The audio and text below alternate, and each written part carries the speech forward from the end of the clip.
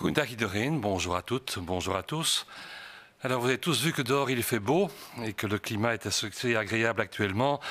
Cependant, au point de vue de l'épidémie, nous sommes toujours dans une zone orageuse et nous ne savons pas encore exactement quand le ciel va s'éclaircir. Les contaminations, vous l'avez aperçu, augmentent toujours, mais heureusement, pour l'instant, à un rythme qui semble se ralentir. En même temps, nous avons des signaux préoccupants, il faut bien le dire, de la part de certains hôpitaux dans lesquels le nombre d'admissions continue à augmenter, aussi bien d'ailleurs dans les lits classiques généraux qu'au niveau des soins intensifs. Une lueur d'espoir dans tout ceci, le taux de décès qui actuellement, de manière de plus en plus évidente, montre l'impact de la vaccination dans les maisons de repos et les maisons de repos et de soins. Alors quant aux chiffres, et vous le voyez sur la première diapositive, la semaine dernière, nous avons eu en moyenne 2394 nouvelles contaminations par jour. Ceci est clairement toujours une augmentation qui est une augmentation de 12% par rapport à la moyenne de la semaine qui précède. Il faut cependant relever que ceci est moins important qu'augmentation que ce que nous dénotions les jours précédents, où elle était encore de l'ordre de 25%. Cette augmentation est présente, et on le voit très bien sur la carte ici, dans pratiquement toutes les régions du pays, à part deux provinces, le Limbourg et le Luxembourg, où vous le voyez, il y a respectivement moins 7 et moins 3% du nombre de contaminations. On voit aussi que cette contamination est plus marquée dans certaines provinces, comme le Hainaut par exemple, ou le Brabant wallon. Les contaminations se manifestent, et on le voit sur la nouvelle diapositive, dans toutes les tranches d'âge, sauf, et j'ai envie de dire heureusement, chez les personnes les plus âgées, puisque chez les personnes de plus de 80 ans, nous avons une faible diminution de 3%, et chez les personnes de plus de 90 ans, nous avons une diminution de 27%.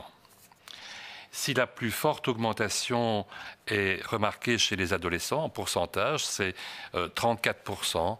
C'est malgré tout toujours en nombre absolu chez les personnes de 40 ans que l'on observe le plus de cas. Une fois de plus, le monde des adolescents et des enfants qui a une augmentation est essentiellement un miroir de l'augmentation qui se passe dans la population active, mais ne dépasse pas le nombre en question. Si on s'intéresse cette fois-ci aux hospitalisations, elles ont augmenté, c'est extrêmement clair, ou ça commence à être clair plutôt sur la courbe que vous voyez ici. Ça se dénote mieux dans les petites barres rouges que vous voyez en bas à droite. On a enregistré une moyenne de 149 nouvelles hospitalisations par jour, ce qui représente 20% de plus que la semaine précédente. Et à nouveau, comme pour les contaminations, ces hospitalisations augmentent dans l'entièreté du pays. Comme vous le savez, depuis de nombreuses semaines, on vous parle d'un plateau. Et ce plateau, entre autres, au niveau des hospitalisations, nous mettait entre 100 et 150 admissions par jour depuis de nombreux mois. Nous avons eu effectivement un pic particulièrement élevé vendredi passé, puisqu'il y a eu, in fine, 204 admissions ce jour-là. C'est un nombre élevé, tout à fait, qui fait nettement un pic par rapport au plateau que nous connaissions. Heureusement, les chiffres de ces derniers jours, quoique encore élevés, ne montrent pas une poursuite de cette augmentation. L'augmentation que l'on a maintenant dans les hospitalisations suit celle que l'on a eue dans les contaminations. Et actuellement, les hospitalisations représentent à peu près 6% du nombre de contaminations que l'on constate. Ceci nous amène à avoir actuellement en Belgique 1936 patients hospitalisés. C'est une augmentation de 12%. Et parmi tous ces patients, 410 patients sont hospitalisés en soins intensifs. Là aussi, c'est une augmentation de l'ordre de 18%. Il faut rappeler qu'au début février, nous tournions autour des 300 patients hospitalisés en soins intensifs. Cette augmentation de l'occupation des soins intensifs se manifeste dans la plupart des provinces. Elle est actuellement la plus prononcée au niveau de la province d'Anvers. Il y a toute une discussion concernant l'occupation des soins intensifs par rapport à l'occupation des lits généraux. Le rapport actuel des patients aux soins intensifs par rapport à ceux qui sont dans les lits généraux a effectivement légèrement augmenté dans le courant du mois de février, plus d'ailleurs pendant une période courte, et elle est passée globalement de 18 à 21%. Mais ceci reste dans le range de ce que l'on a connu les mois précédents.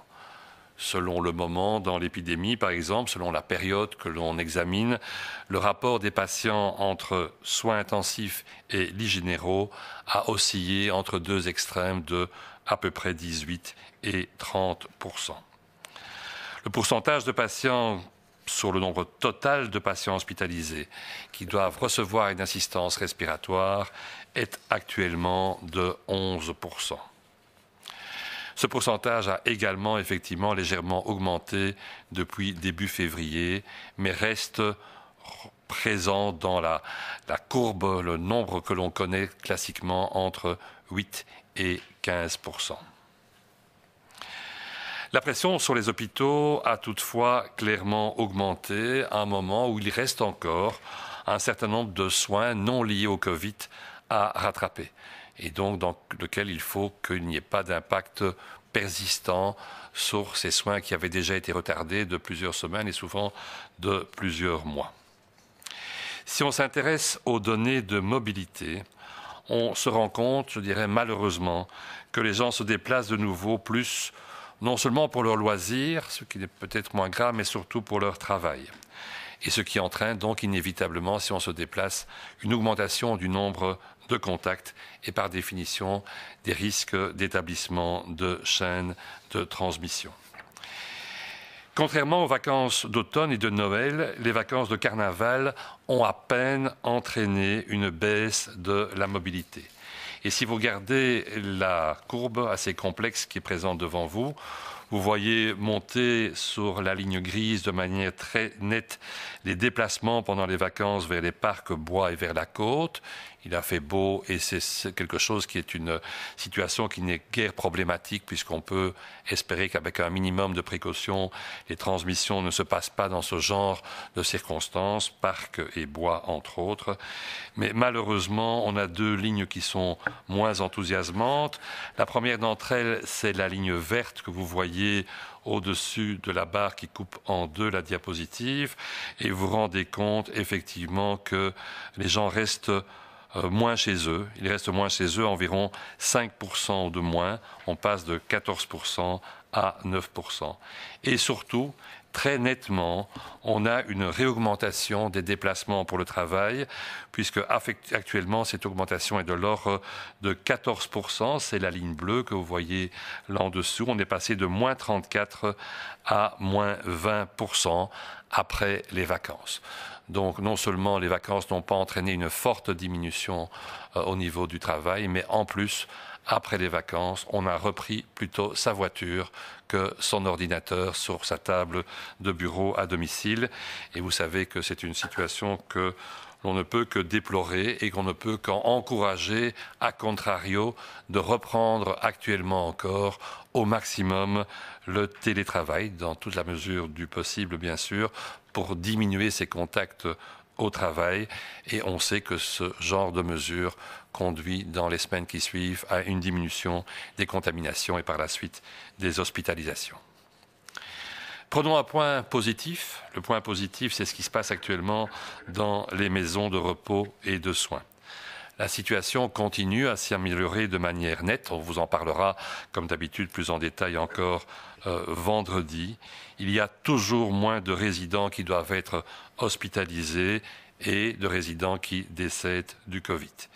Ceci, très clairement, fait parallèle à la campagne de vaccination qui se termine en Wallonie et qui est terminée à Bruxelles dans les maisons de repos. Dans les hôpitaux actuellement, et vous voyez l'évolution du pourcentage, on est parti au niveau de fin 2020 d'un pourcentage de 19,2% de patients hospitalisés venant des maisons de repos et de soins, pour diminuer ainsi progressivement. Et vous voyez deux barres verticales, le début de la première dose de vaccin et le début de la deuxième dose de vaccin, qui vous montrent une diminution extrêmement drastique essentiellement d'ailleurs après la deuxième dose de vaccination, pour arriver maintenant à un taux d'hospitalisation de 5% de patients venant des maisons de repos par rapport au total des hospitalisations. Très clairement, nous avons là une cassure qui concorde avec le suivi immédiat dans la semaine ou les 10 jours de la deuxième dose de vaccination dans ces institutions. En parallèle avec ces bonnes nouvelles concernant les hospitalisations, des nouvelles aussi qui vont dans un sens favorable concernant les décès. Les décès poursuivent leur diminution. En moyenne, nous avons eu à déplorer un total de 23 décès par jour, soit un bon tiers, 36% de moins que la semaine précédente. Et il faut vraiment noter que cette diminution est essentiellement liée à la diminution des décès dans les maisons de repos et de soins, où ces décès ont diminué de 2 tiers, donc de 68%. C'est extrêmement frappant. Chez les personnes qui ne séjournent pas en maison de repos et de soins ou dans d'autres institutions, ce taux de décès est resté relativement constant. Par ailleurs, nous constatons aussi une diminution drastique des décès chez les personnes les plus âgées. Et si on prend les chiffres pour les personnes de plus de 85 ans, nous avons une diminution de 51% des décès par rapport à la semaine précédente. Si on prend une tranche d'âge un peu plus jeune, entre 75 et 84 ans, on a encore une diminution de 32% des décès, alors que chez les tranches d'âge plus jeunes, on n'a pas de modification.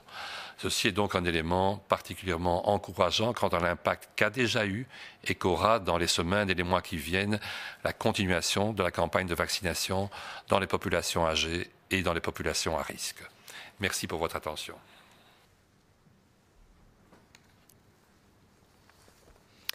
Mesdames et messieurs, bonjour.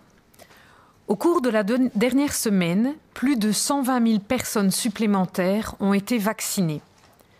Cela porte à 1 demi-million le nombre de personnes ayant pu bénéficier d'une première dose de vaccin jusqu'ici. Parmi ces personnes, l'on compte les plus fragiles, celles qui résident en maison de repos et de soins, et dont on sait combien elles ont souffert des précédentes vagues de la pandémie. L'on compte aussi les professionnels de la santé. Ce sont en effet eux qui permettent à notre système de soins de santé de fonctionner. Au cours des prochaines semaines, les soignants de la première ligne qui n'ont pas encore été vaccinés bénéficieront eux aussi de leur première injection. Ce faisant, ils viendront grossir les rangs de ceux qui bénéficient à ce stade d'une protection optimale contre le coronavirus. Face à la pandémie, c'est là toute la philosophie de la stratégie de vaccination. Traiter en priorité les plus fragiles d'une part et les plus exposés au sein du système de santé d'autre part.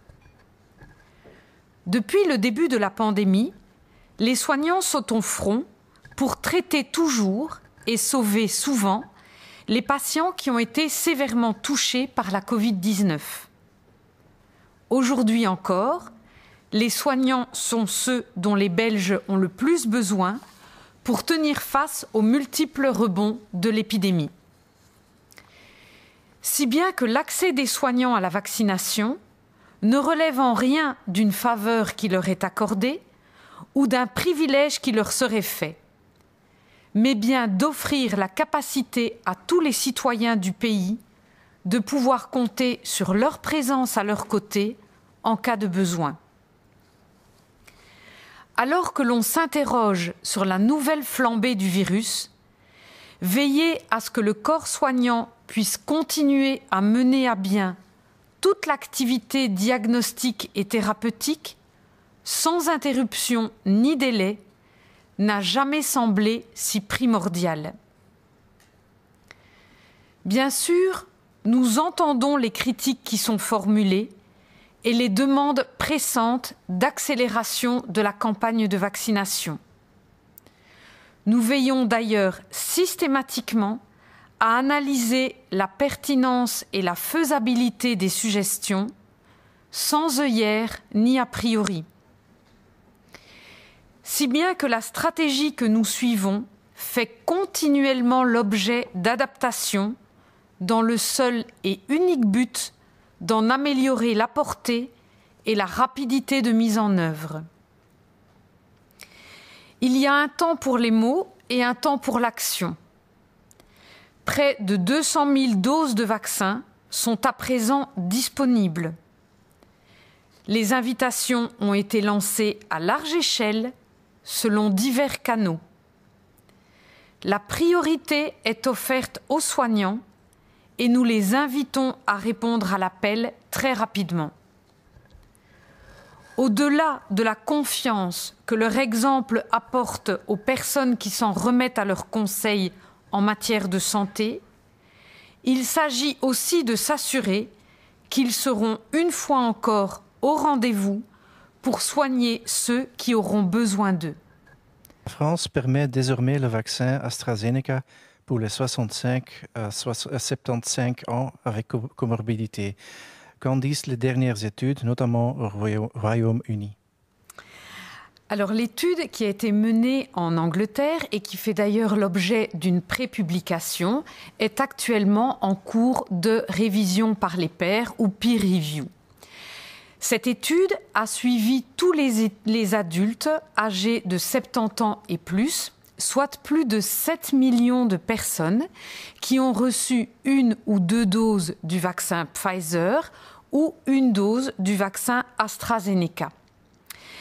Les personnes âgées de plus de 70 ans qui ont été vaccinées à partir du 4 janvier avaient un risque face à la Covid-19 comparable à celui des personnes non vaccinées.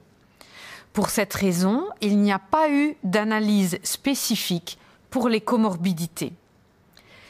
La vaccination avec une dose de Pfizer ou une dose d'AstraZeneca a été associée à une réduction significative des cas symptomatiques de Covid-19 chez les personnes âgées, avec aussi une meilleure protection contre les maladies graves. Les deux vaccins ont des effets similaires. Une deuxième dose de Pfizer apporte un supplément de protection contre les maladies symptomatiques.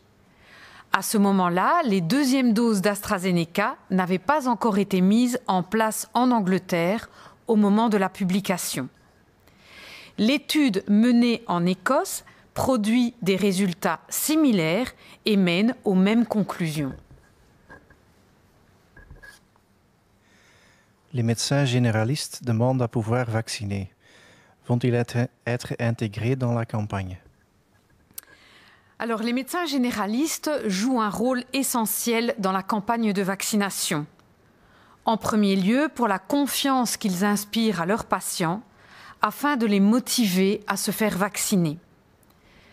Dans le cadre de la vaccination de masse, la logistique requise n'est, à l'heure actuelle, pas compatible avec une vaccination en cabinet médical.